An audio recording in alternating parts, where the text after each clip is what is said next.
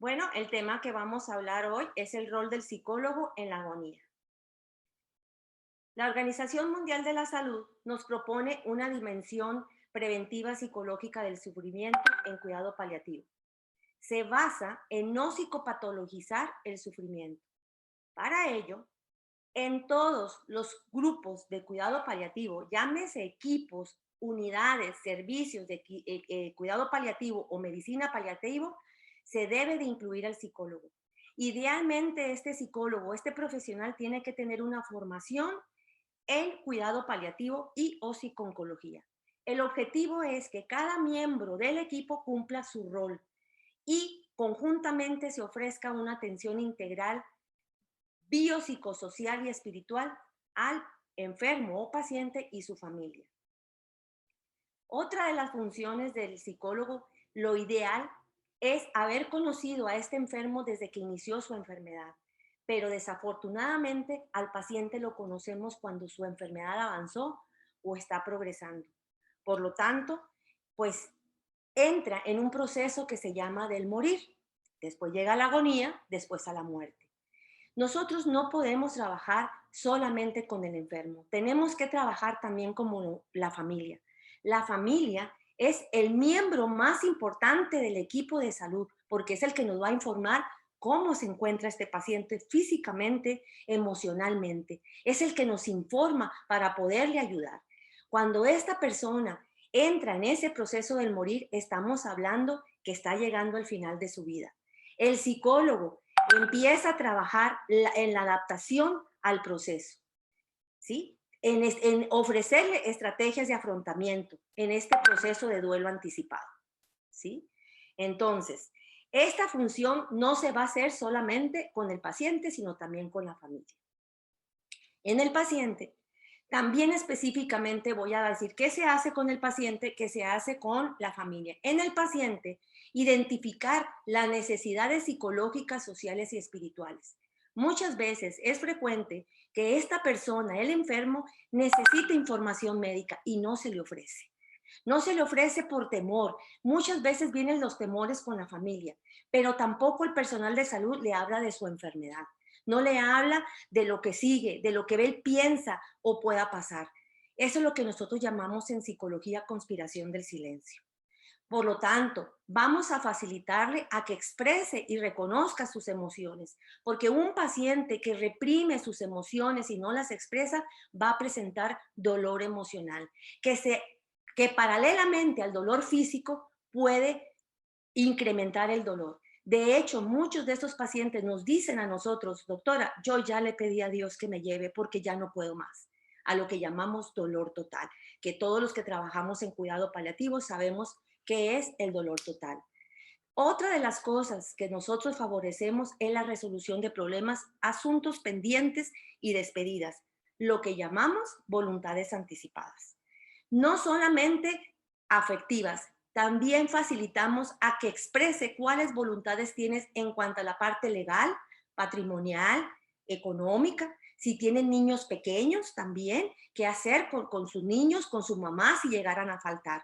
Todas esas cosas se van a trabajar más adelante cuando abordemos a la familia junto con el equipo de salud, según la expresión o las necesidades que tenga esta persona.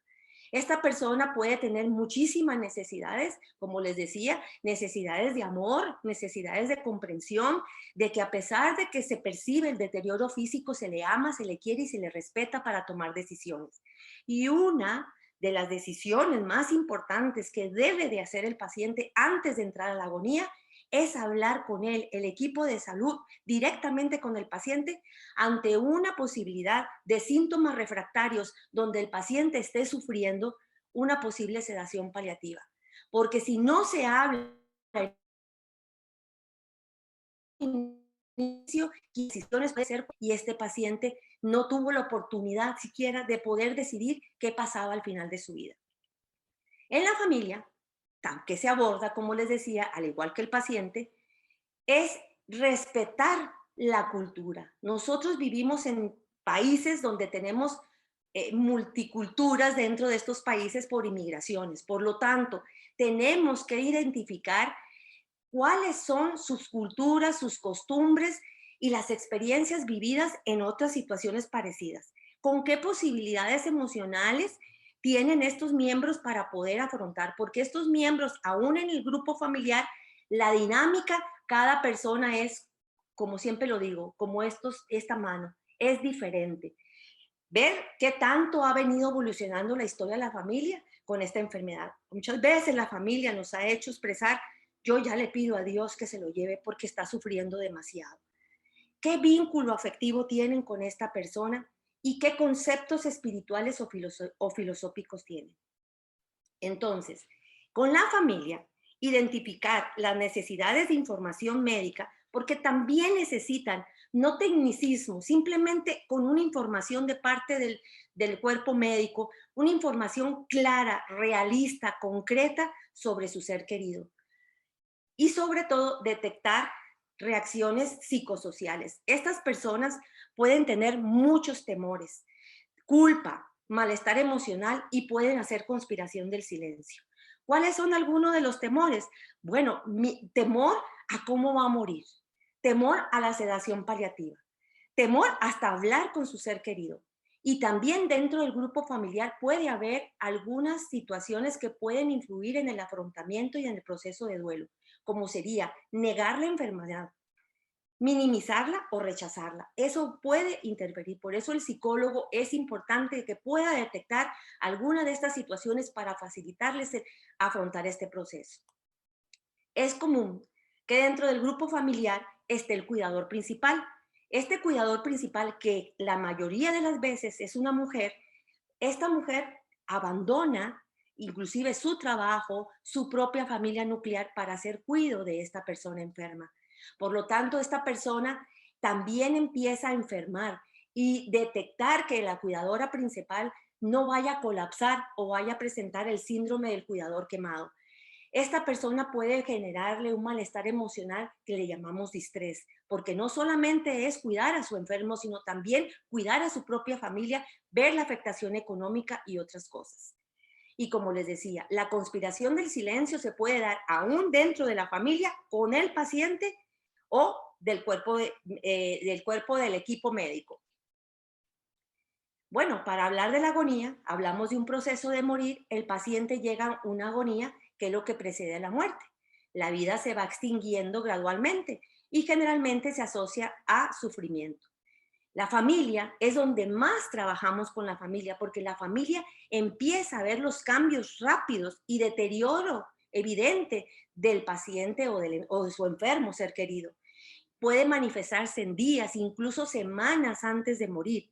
La mayoría de las veces es un presagio de una muerte muy próxima. Y el paciente, increíblemente, de acuerdo a mi experiencia, a la literatura sobre este tema, sabe que va a morir. No lo dicen, doctora, siento que estoy muriendo, pero no se lo puede decir a la familia para no asustarlos, para no preocuparlos o porque no lo dejan, lo que llamábamos la conspiración del silencio. En esta agonía empieza a haber alteraciones cognitivas, neuropsicológicas y síntomas psicoemocionales variables, inestables. Uno de ellos es el estado confusional, relacionada con la enfermedad misma por alteraciones metabólicas o por experiencias emocionales no resueltas. Pueden presentar también trastornos en la percepción, pérdida de capacidad de atención selectiva y la relacionada con experiencias vividas previamente. Estas personas, estos trastornos de percepción pueden sentir que les quieren hacer daño, pueden sentir que no los quieren, se ponen violentos, agresivos, inclusive con su cuidador, con el personal de salud u otras conductas que no son, pueden presentar esto.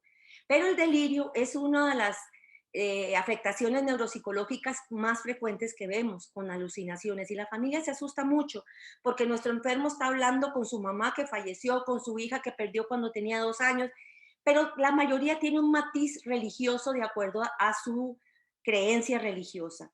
Pueden tener pesadillas, agitación psicomotriz, puede estar exacerbado por los mismos medicamentos y pueden tener alteración del estado de vigilia. Una de las cosas que más nos dicen los pacientes en este proceso, tengo miedo a estar solo, tengo miedo que me dejen en la noche la familia, por eso se recomienda que un familiar se turne, se rote y esté acompañando al enfermo.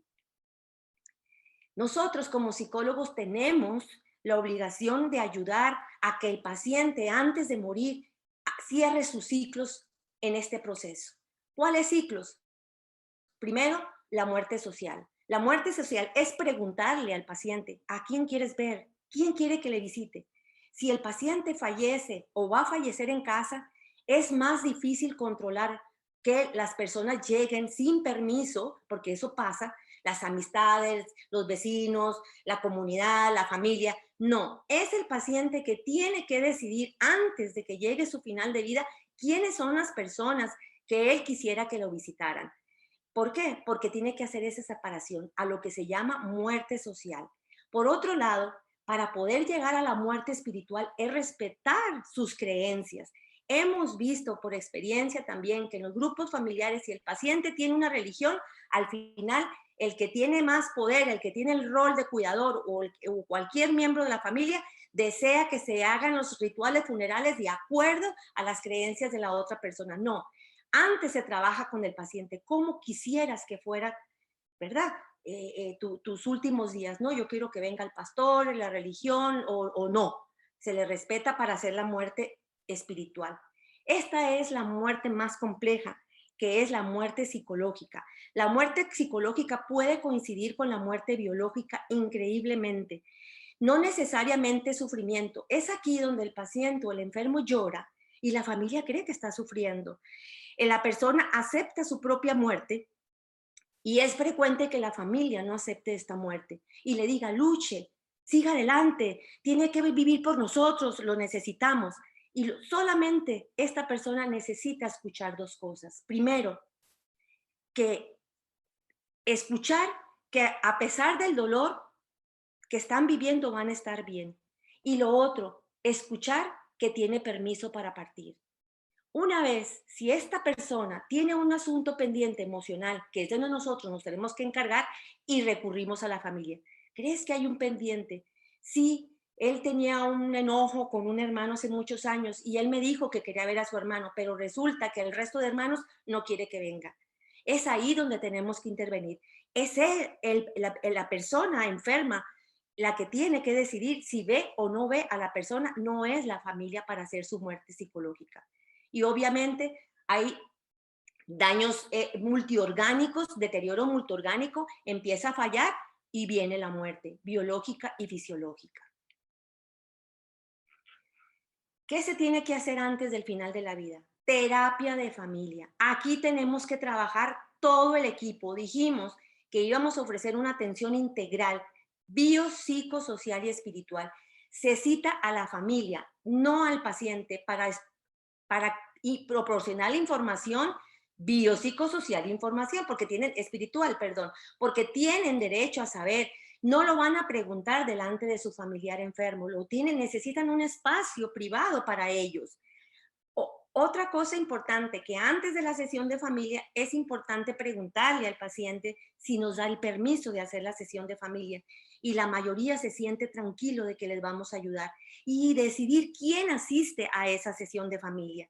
No que venga toda la familia o todos los vecinos, simplemente puede ser un amigo muy querido que quisiera que participara y desde ahí se le está cumpliendo una voluntad anticipada.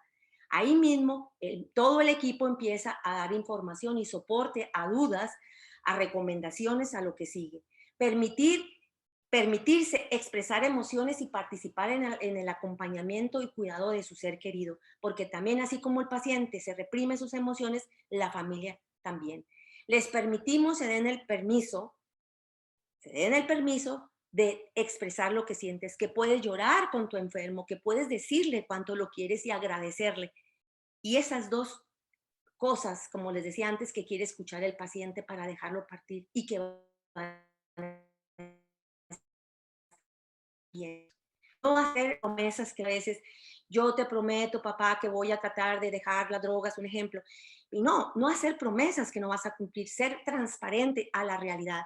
Poderse despedir de su ser querido para reducir el impacto de lo que viene en la familia ante la muerte. Y esto va a ayudar mucho a elaborar su proceso de duelo anticipado. Se recomienda no excluir a los niños ni a los amigos cercanos a esta persona enferma. Los niños, no importa la edad, no que porque está chiquito no entiende, es que no le queremos decir, tienen que participarlos y sobre todo lo que viene al final de la muerte y en el ritual de los funerales. Estas son las palabras adecuadas para despedirse del ser querido. ¿Qué es lo que quiere escuchar nuestro enfermo? No quiere escuchar, nos vemos en el cielo, cuando te vaya yo me voy. No, estas son un ejemplo de las palabras que podemos decirle a alguien que está muriendo y me quiero despedir para darle el permiso de partir. Uno le dice, quiero que sepas que te vamos a extrañar. Te amamos y agradecemos profundamente todo cuanto vivimos contigo. Cuando puedas, te puedes ir. Vamos a estar bien. Esas son las palabras que necesita escuchar el ser querido que está falleciendo. Nosotros utilizamos como psicólogos las recomendaciones para terminar este tema. Hay modelos psicoterapéuticos para trabajar. El primero, con la familia y el paciente, es sesiones de familia, venir trabajando en el proceso del morir, de la agonía, terapias cognitivo-conductuales, terapias cognitivas centradas en la conciencia plena, se puede trabajar con la familia y con el paciente, pero con el paciente hay modelos específicos y una de esas es la terapia centrada en el sentido. Probablemente al inicio de la enfermedad o en el proceso del morir, el sentido era tener la fe de curarse o de no sufrir, pero ese sentido puede cambiar, lo mismo que la esperanza. ¿Por qué? Porque esta terapia centrada en el sentido facilita la adaptación psicológica a una nueva situación, dándole sentido de su vida frente a la enfermedad. La terapia de la dignidad, que se utiliza muchísimo también, fomenta la autoestima física y mental para disminuir la ansiedad ante la muerte. Con un buen control de síntomas físicos, adaptar la información a las necesidades de los pacientes y respetar su intimidad. Y como les decía, nunca dejar fuera a la familia, porque eso es trabajar un equipo como un equipo con nuestro paciente en familia para poder facilitarle ese afrontamiento, estrategias y poder elaborar un proceso de duelo anticipado para que después, una vez que fallezca el paciente, esta familia pueda elaborar. Y otra cosa muy importante, que nosotros no podemos abandonar a la familia cuando fallece el paciente. Lo ideal es ofrecerles terapias de duelo posterior al fallecimiento. Eso es parte del trabajo del psicólogo, es parte del trabajo de nuestra formación, porque no se acaba cuando el paciente fallece. ¿Qué pasa? Trasciende a apoyar a la familia, a facilitarle su proceso de duelo. Muchísimas gracias. Esta es mi presentación.